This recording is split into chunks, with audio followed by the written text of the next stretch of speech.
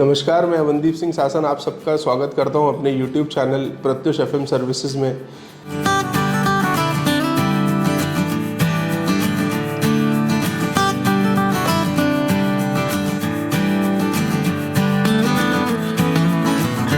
तो अब हम बात करते हैं गोल बेस इन्वेस्टमेंट प्लानिंग की कि गोल बेस का कैसे हम गोल बेस जो है इन्वेस्टमेंट प्लानिंग कर सकते हैं।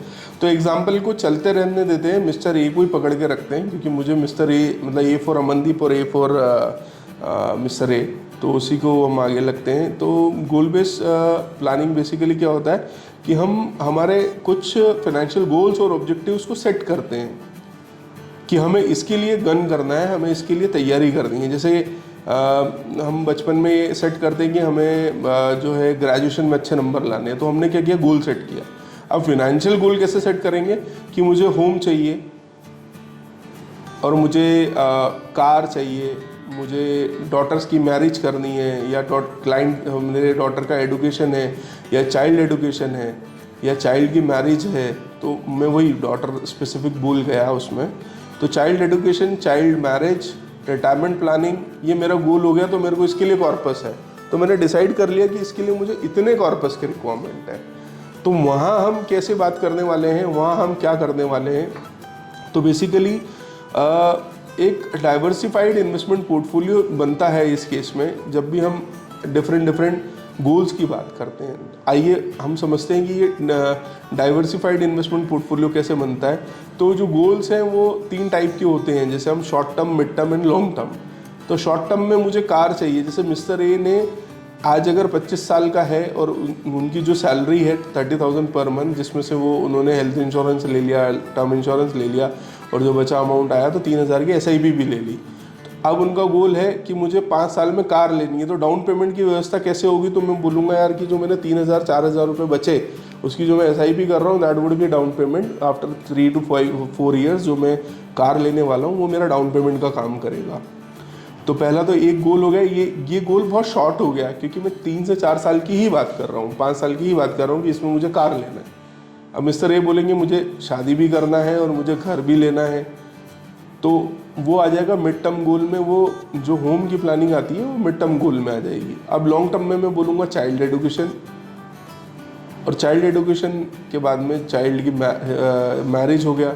फिर वो मिस्टर ए बोलेंगे अब मैं सबका ही थोड़ी करते रहूँगा, मुझे मेरा भी करना है, तो वो आ जाएगा लॉन्ग टर्म में, जैसे रिटायरमेंट प्लानिंग। तो हमेशा एक डाइवर्सिफाइड पोर्टफोलियो में अब शॉर्ट टर्म के लिए डिफरेंट एवेन्यूज़ रहेंगे, मिड टर्म के लिए डिफरेंट एवेन्यूज़ रहेंगे, और लॉन्ग टर्म के लिए मैं ये बोलूँगा डिफरेंट एवेन्यूज़ रहेंगे इन्वेस्टमेंट्स के। तो लॉन्ग टर्म में बेसिकली देखेंगे, जैसे डेट है तो डेट हमें, जैसे फॉर एग्जांपल मैंने एक पेपर लिया है जिसकी मैच्योरिटी 20-25 साल बाद है, और वो मुझे गारंटी कर रहा है कि मैं 9% आपको जो है कंपाउंडेड एवरेज, जो कंपाउंडेड इंटरेस्ट के हिसाब से आपको मैं पैसे दूंगा। तो मैं क्या बोलूँगा कि मैं एक ऐसा ले लेता हूँ जो मेरे डाइवर्सिफाई भी हो, और मैं डेट के एसेट एलोकेशन में भी आ जाऊँ, और मेरा एक गारंटी भी हो। तो अधिकतर क्या होगा कि अगर वही मिस्टर ए को समझे हम कि उसका कार है, तो कार स्पेसिफिक नहीं है कि उसे इतने रुपए की, इतनी क्या कहते हैं अमाउंट की, और ये वाले ब्रांड की कार चाहिए। तो ये गोल जो है ये नेगोशिएट हो सकता है, राइट। तो ये ऊपर भी जा सकता है, ये नीचे भी आ सकता है। बट मिस्टर ए कतई ये ना चाहेंगे कि मेरे रिटायरमेंट का जो कॉर्पस है 2 करोड़ से 1,99,00,000 भी हो जाए, क्योंकि उन्होंने जो ये कॉर्पस डिसाइड किया है, उन्होंने उनकी स्टैंडर्ड ऑफ लिविंग को एज इट इज़ रखने के हिसाब से एक फ़ंड की इच्छा जाहिर करी है। और अगर चलो वो भी कर लेंगे, बट वो कतई ये ना चाहेंगे चाइल्ड को एडुकेशन में मैं कुछ कॉम्प्रोमाइज़ करूं। तो गोल्स भी नेगोशिएबल और नॉन नेगोशिएबल गोल्स की कैटेगरी में आते हैं।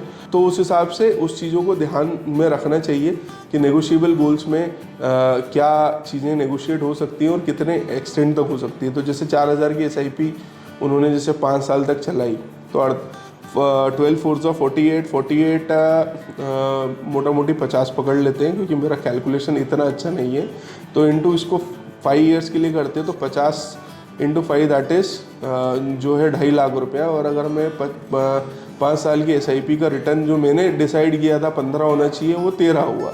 तो 15 का एक अलग फिगर आएगा, 13 का एक अलग आएगा। तो मैं बोलूँगा सर डाउन पेमेंट में इतना एडजस्टमेंट हो रहा है तो आप ये वाली कार ले लीजिए जो कि 20-30 हज़ार रुपये सस्ती है या 1 लाख रुपये सस्ती है, तो वो नेगोशिएट कर जाएंगे। तो अब ये ना हो, मैं तो यही चाहूँगा कि मिस्टर ए उससे ऊपर वाली कार ही लें, और ये ना हो तो इसलिए क्या, गोल बेस में हमको रेगुलर मॉनिटरिंग और एडजस्टमेंट्स करना चाहिए। तो फॉर एग्जांपल मैंने कोई भी म्यूचुअल फंड दिया है तो मैं उसका मॉनिटर करूं कि उसका परफॉर्मेंस कैसा चल रहा है, और वो जो हमने डिज़ायर्ड एक रेट लिया है उस रेट से वो दौड़ रहा है कि नहीं दौड़ रहा है, या रिटर्न्स दे रहा है कि नहीं दे रहा है। उसके बाद में हम अगर एडिशनल एडजस्टमेंट्स क्या कर सकते हैं, जैसे एडिशनल एडजस्टमेंट्स हम ये कर सकते हैं कि मिस्टर ए अभी इस साल तो 30,000 ही थे, अब उनका काम बहुत अच्छा हुआ, 1 साल बाद उनका हाइक लग गया, उनका ग्रेड प्रमोशन भी हो गया, कंपनी बहुत खुश हो गई उनसे, तो अब उनका सैलरी 50 हो गया।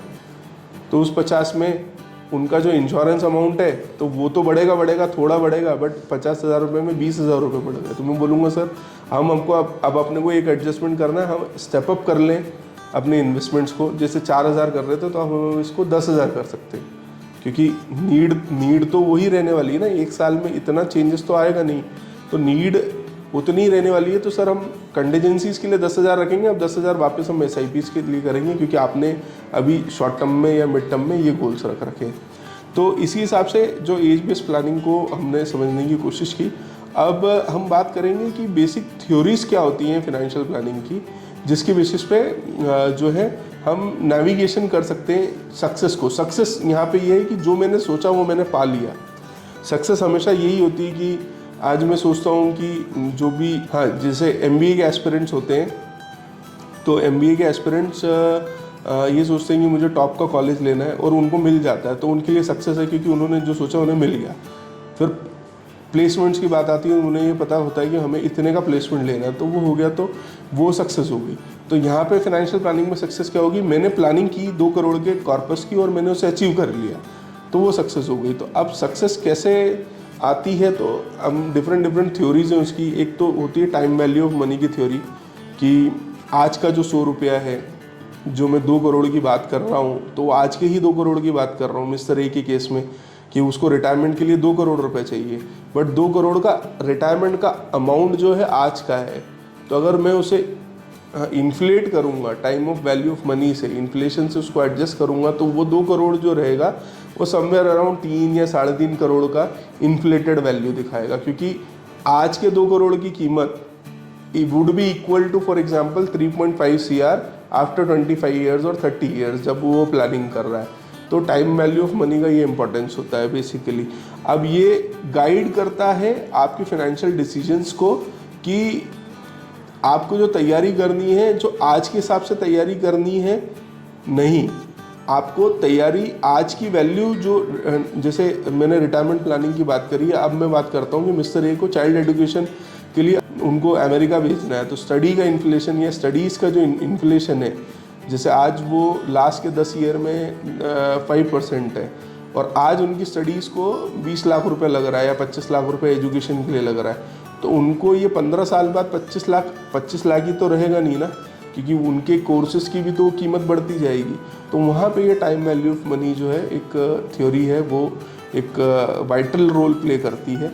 अब मॉडर्न पोर्टफोलियो थ्योरी एक दूसरी थ्योरी आती है, जहाँ पे रिस्क को मिटिगेट करना और मैक्सिमाइज को रिटर्न करना, ये सबका ही डिमांड रहता है। और ये थ्योरी मॉडर्न इसलिए हो गई कि आज एवेन्यूज़ और डिजिटलाइजेशन के बाद, या जो एक इकोनॉमी या एक क्या बोलते हैं पोर्टफोलियोज़, हम आज यहाँ से बैठ के US के भी स्टॉक्स ले सकते हैं। तो वहाँ पे मैं ही चाहूँगा कि रिस्क को मिटिगेट करूँ और जो है रिटर्न्स को मैक्सिमाइज करूँ।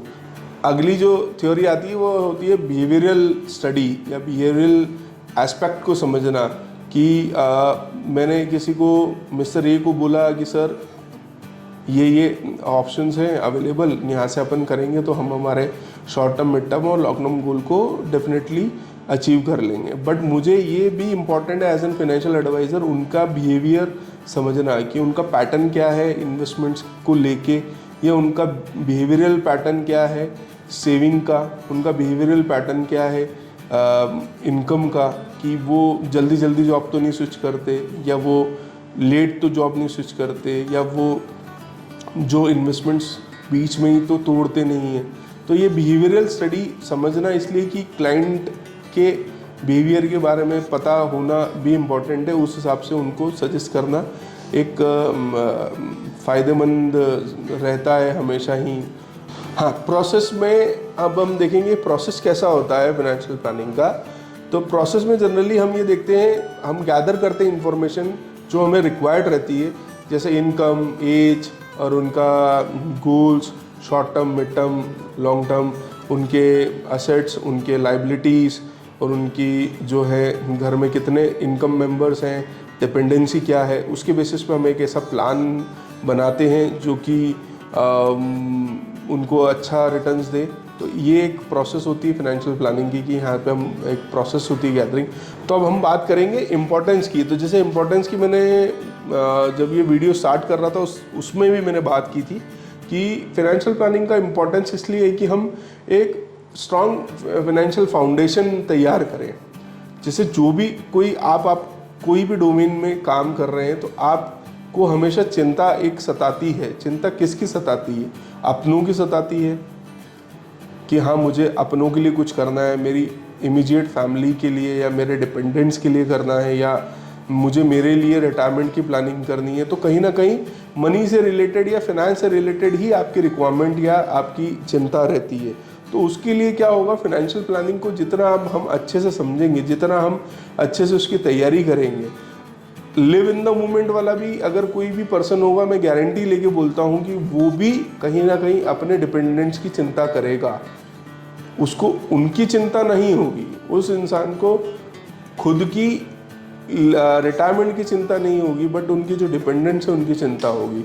तो एक अच्छी फाइनेंशियल प्लानिंग, एक अच्छे एलोकेशंस के हिसाब से अगर किसी ने कंस्ट्रक्ट किया है तो वो आपकी जो है एक हाफ जो आपका टेंशन है वो कम हो जाता है। क्योंकि अगर इंटेंट अच्छा है, अगर तैयारी अच्छी है, जैसे हम बात करते हैं ना कि बेस अच्छा है तो ऊपर इमारतें तो बड़ी इमारत बन सकती है।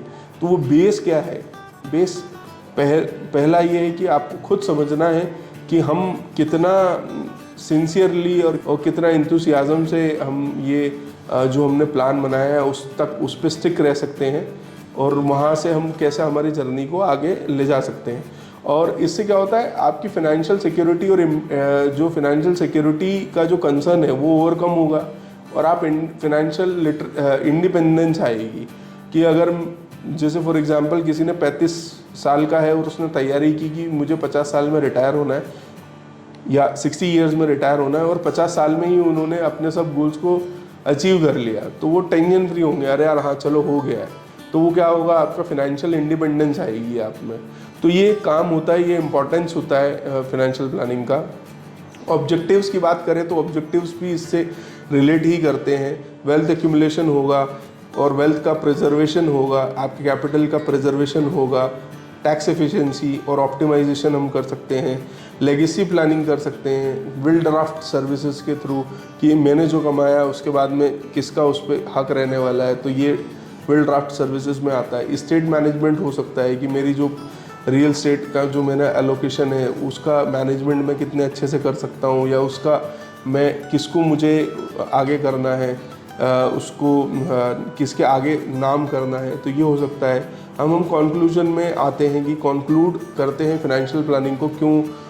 हमने डिस्कस कर लिया हर एक इम्पॉर्टेंट फैक्टर्स और इसके ऑब्जेक्टिव्स, इसका इम्पोर्टेंस, इसके टाइप्स। हाँ, तो अब हम बात करेंगे फ्रीक्वेंट आस्क्ड क्वेश्चंस जो हैं वो आपको सब एक आर्टिकल के रूप में www.mutualfunds बिल्कुल सही है .in पे आपको ये ब्लॉग मिल जाएगा, जहाँ पे आप इसको एक बार और ब्रशअप कर सकते हैं। क्योंकि साइकोलॉजिकल अगर एक आपको मैं बात करूँ, अभी आप इस वीडियो को पूरा भी देख लेंगे, जैसे जो पार्ट्स में है तो इसको आगे आप पूरा भी देख लेंगे, तो ये पूरा जो रहने वाला है ना, तो ये आज आप इसका 60% ही अपने अंदर लेके आ सकते हैं। ये ह्यूमन जो है बिहेवियरल साइकोलॉजी का एक थ्योरी बोलती है। और अगर मैं कल आपसे पूछूंगा ना कि आपको कल आपने जो सुना था तो उसका 70% क्रक्स आप भूल जाएंगे। तो आपके रेफरेंस के लिए हमने ब्लॉग में डाला हुआ है मेरी एक बार आप सबसे रिक्वेस्ट है कि आप इसे प्लीज़ लाइक कीजिएगा, शेयर कीजिएगा, सब्सक्राइब कीजिएगा। शेयर उन लोगों के तक कीजिएगा जिनको शायद इसकी बहुत ज़रूरत हो, जो इस दुविधा में हो कि हम कैसे रिस्क प्रोफाइलिंग करें, कैसे फाइनेंस की प्लानिंग करें। और मुझे प्लीज़ ये जो है कमेंट में बताइएगा कि क्या आपको कैसा कंटेंट चाहिए, कैसे आपको क्या क्वेश्चंस हैं, या आपका फीडबैक अभी हमें आप देना चाहते हैं कि क्या फीडबैक रहने वाला है कि आप ये कर सकते हैं तो आप ज़्यादा अच्छा रहेगा।